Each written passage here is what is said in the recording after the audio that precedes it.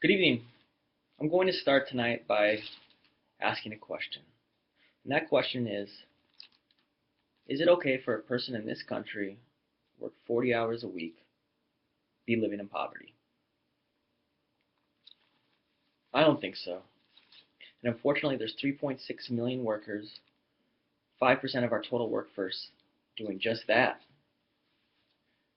Contrary to popular belief, most minimum wage workers are not high school kids living at home, but they're adults like you and me, oftentimes with kids of their own.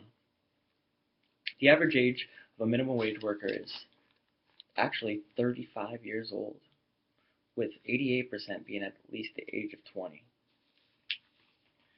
I opened up the newspaper today and what I saw was the stock market record high. Unemployment rate now dropping to 5.8%. October, 200,000 jobs added alone. Now I ask, do you feel it? Do you feel like this economy is working for you? If you're like me, the answer is no. It's not working. You don't feel it. The median household income in 2013 was $51,900, 8% lower than it was in 2007. Interesting. How can that be? We have all this great economic data coming out. Wages are falling. One reason is the incomes have not gone up is because we have not raised the minimum wage.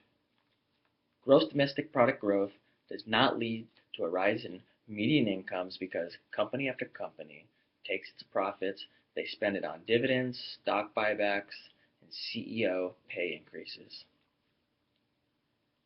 I don't like it. We have a problem. We can fix it though. Right now, the federal minimum wage stands at $7.25 an hour.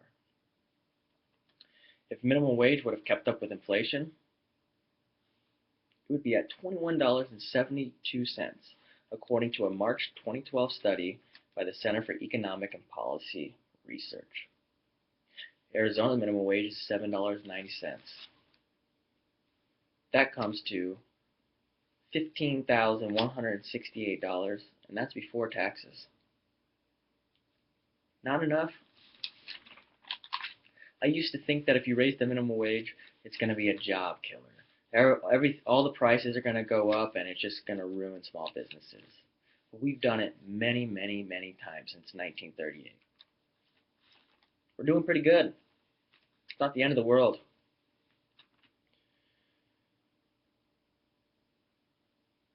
According to the Center for Economic and Policy Research, states that have raised the minimum wage, starting last January, saw higher employment growth than states that didn't. Interesting. Now, this doesn't mean that we're going to automatically see growth if we raise the minimum wage, but it does show it's not a job killer. With the government looking to save money, minimum wage hike would be a great start. Right now, 52% of fast food workers get aid from the government. 52%. McDonald's alone costs taxpayers $1.2 billion on average each year. The federal minimum wage was signed into law by Franklin Roosevelt, our president during the Great Depression. And he signed this at the height of it. Its purpose was to keep American workers out of poverty and increase consumer purchasing power in order to stimulate the economy. As it stands, consumer spending drives 70% of the economy. A raise to the minimum wage puts money back into low-income workers, which in turn, they spend it immediately on local businesses. If the Fair Minimum Wage Act was passed in 2013, the Economic Policy Institute estimated that if it was raised to $10.10 per hour, it would have created $22 billion of new economic activity across communities across the country. All this without spending a dime of taxpayer dollars. Now, all this great economic benefits are great. It's all good news. But for me personally, it goes back to my original thought. my original question, and that is it okay for a person like you and me, anybody, waking up every day, going to work 8 hours a day, 40 hours a week, should they be living in poverty in America?